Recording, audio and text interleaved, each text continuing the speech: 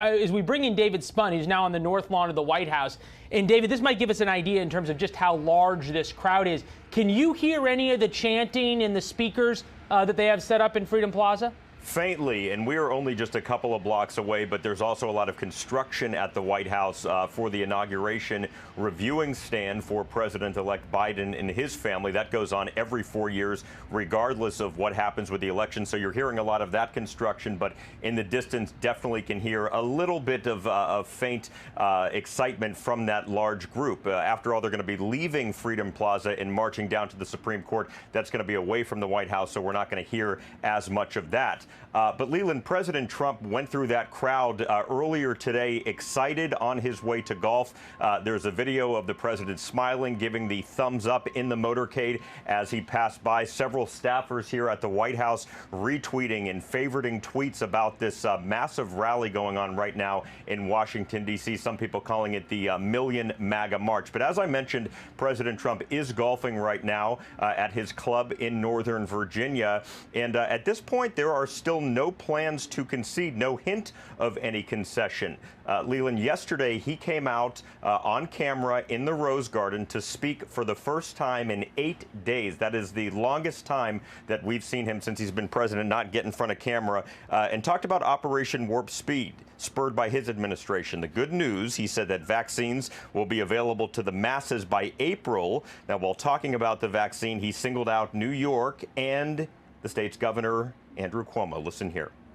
He doesn't trust the fact that it's this White House, this administration, so we won't be delivering it to New York until we have authorization to do so, and that pains me to say that. This is a very successful, amazing vaccine at 90% and more, but so the Governor Cuomo, will have to let us know when he's ready for it. But Governor Cuomo and his team not just taking it sitting down there.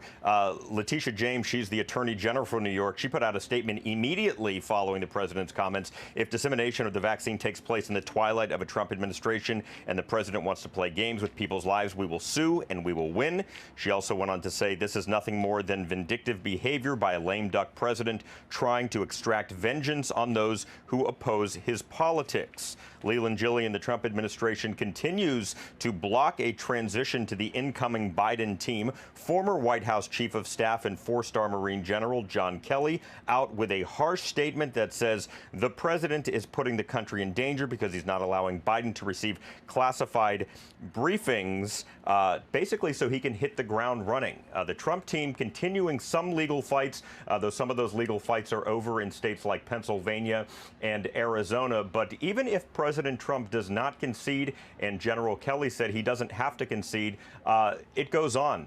Life goes on, and this inauguration stand goes on, and the new president, Biden, will be inaugurated on January 20th. But we will see later if President Trump does come by in his motorcade, perhaps on the way back from golf.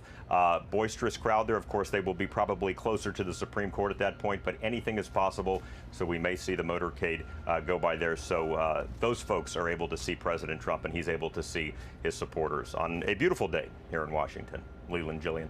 All right, we'll also keep an eye on the president's Twitter account this Saturday afternoon. David, thank you.